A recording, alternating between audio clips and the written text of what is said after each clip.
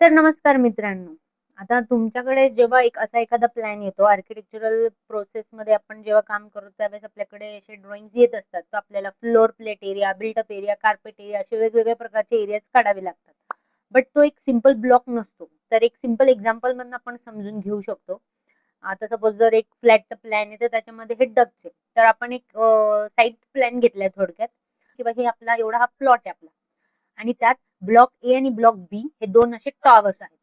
तर आपल्याला आता हा एरिया काढायचा आहे, की हे दोन ब्लॉक मायनस करून किती एरिया राहतो हा एरिया आपल्याला काढायचा आहे. तर त्यासाठी आपण काय करतो, तर ज्यांना काही प्रोसेस माहित नाही तर ते लोक काय करतात, हा एरिया काढणार म्हणजे असं क्लिक करून एरिया काढला 1464. मग असा तो लिहिणार 1464 असा हा एरिया लिहिणार. मग ब्लॉक ए चा एरिया किती आहे 416, ब्लॉक बी 414 असे लिहिणार.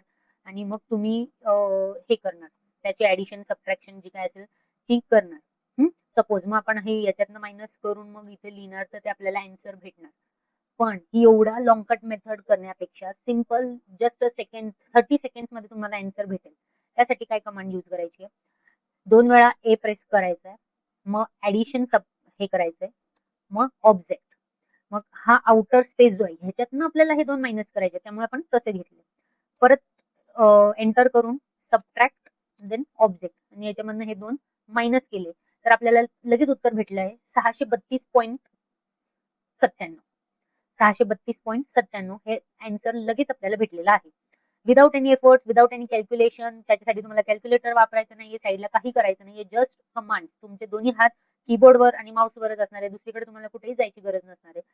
तर अशा प्रकारे हे जे शॉर्टकट आहे ते तुम्ही नक्कीच यूज करा तुमच्या डे टू डे वर्किंग मध्ये. तुमच्या याने स्पीड जो आहे तो नक्कीच वाढणार आहे. ठीक आहे, तर अशा सोप्या ट्रिकसाठी फॉलो करा.